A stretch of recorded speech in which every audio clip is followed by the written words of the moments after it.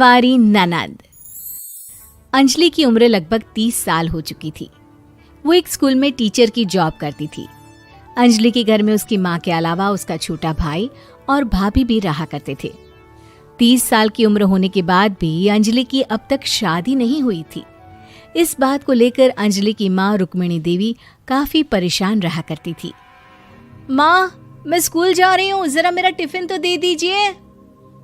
अब क्या पूरी जिंदगी मैं तुझे टिफिन बनाकर देती रहूंगी? अरे कुछ सोचा भी अपने बारे में या बस ऐसे ही? क्या माँ, सुबह सुबह फिर वही बातें लेकर बैठ गई।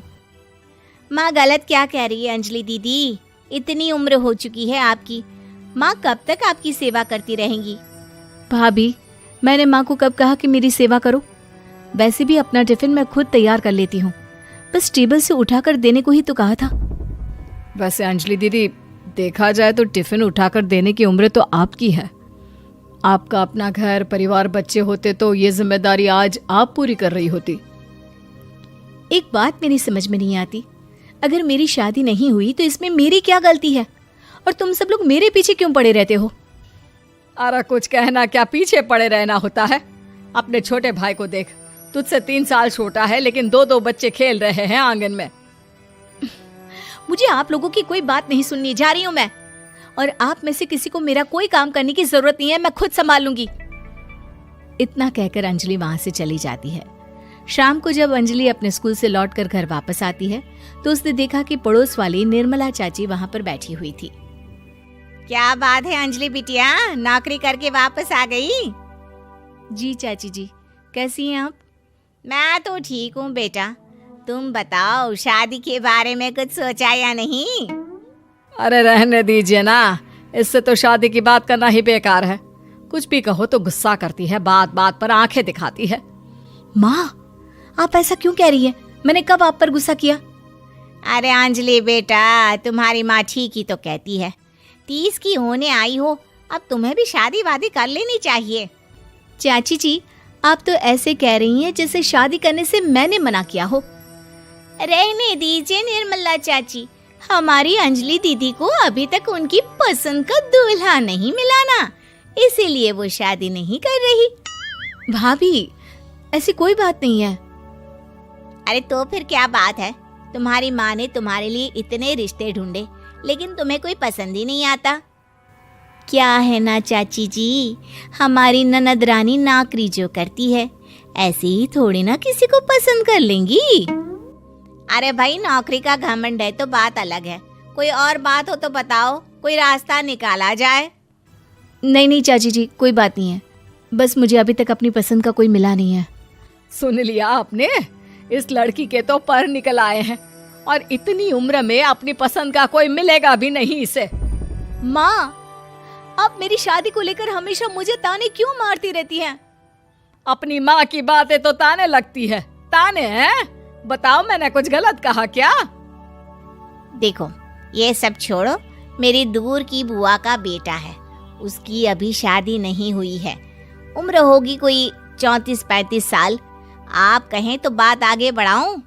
अरे हाँ, क्यों नहीं, ये भी कोई पूछने की बात है। अरे जल्दी से लड़के को यहाँ बुला लो। माँ, आप मुझसे पूछे बिना मेरी शादी की बात करने जा रही हैं और मेरी उम्र 30 भी पूरी नहीं हुई है। निर्मला चाची कह रही है कि वो लड़का 35 साल का है। अंजलि दीदी, आपको क्या लगता है इस उम्र में कोई फिल्म का हीरो आएगा आपके लिए? देखिए, अब पसंद और नापसंद की बात तो रहने दीजिए, पसंद करने की उम्र तो आपकी निकल चुकी। अब तो जो भी मिले उसी से शादी कर लीजिए, इसी में भलाई है। तेरी भाभी बिल्कुल ठीक कह रही है। अब जैसा रिश्ता मिले उसके लिए हाँ कर देना, ताकि हम भी गंगा नहाए। ठीक है, चलिए मैं उस लड़के को कहती हूँ, वो कल ही अंजलि को देखने आ जाएगा। अगले दिन निर्मला चाची के दूर का रिश्तेदार अंजलि को देखने उसके घर आता है। उसका नाम था अजय। अंजलि जी, तो आप नौकरी करती हैं, वो भी स्कूल में? जी हाँ, मैं स्कूल में टीचर हूँ। हमारी बेटी बहुत होशियार है। अरे पढ़ने लिखने में इतनी होशियार है, इसीलिए तो इसकी नौकरी लगी है स्कूल में। हाँ ठीक है आंटी जी, जरा मुझे भी तो बात करने दीजिए आपकी बेटी से। जी पूछिए ना, क्या पूछना चाहते हैं? अंजलि मैडम, ये तो बताइए कि आपने अभी तक शादी क्यों नहीं की? बस ऐसे ही, कहीं कोई रिश्ता पसंद नहीं आया इसलिए। लेकिन क्या मैं आपसे पूछ सकती हूँ कि आपने शादी क्यों नहीं की? अंजलि, क्या कर रही हो तुम? लड़कियों को इस तरह की बातें नहीं शोभा देती। रहने दीजिए आंटी जी, आपकी बेटी काफ़ी पढ़ी लिखी है, मैं उनके सवाल का जवाब दे ही देता हूँ। वो क्या है ना, मुझे भी अभी तक अपनी पसंद की कोई लड़की नहीं मिली। अच्छा, कोई बात नहीं। वैसे आपकी तनख्वाह कितनी है? कितना कमा लेती हैं महीने का? जी यही कोई 25,000 महीने। बस 25,000? इतने से क्या होता है? इतने से तो आजकल घर भी नहीं चलता। आपके कहने का क्या मतलब है? अरे मैं तो ये सोच कर आया था कि नौकरी वाली लड़की है, आराम से 40,000 कमाती होगी। माफ कीजिएगा, आपका और मेरा रिश्ता नहीं हो सकता। जी कोई बात नहीं, मुझे भी आपके साथ शादी करने में कोई इंटरेस्ट नहीं है। अंजलि, किस तरह की बात कर रही हो? घर आए रिश्ते को ठुकरा रही हो तुम। दीदी, अब इस उम्र में आपको इतनी अकड़ नहीं दिखानी चाहिए।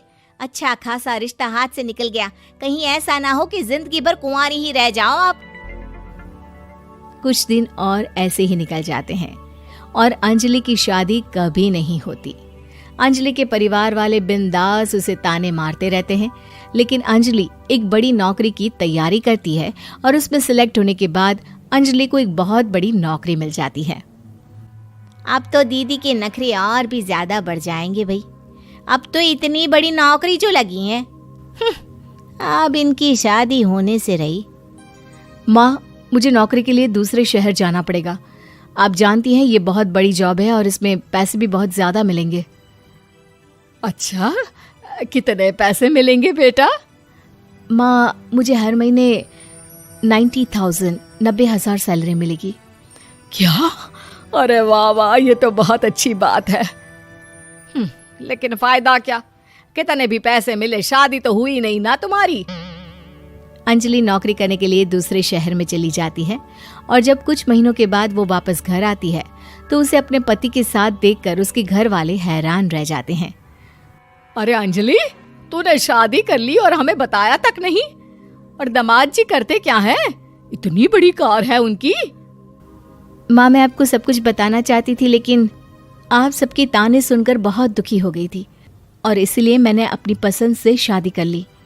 मेरे पति मेरे साथ ही ऑफिस में नौकरी करते हैं और बहुत बड़े अफसर हैं। और एक बात बताऊं माँ, आज मैं बहुत खुश हूँ।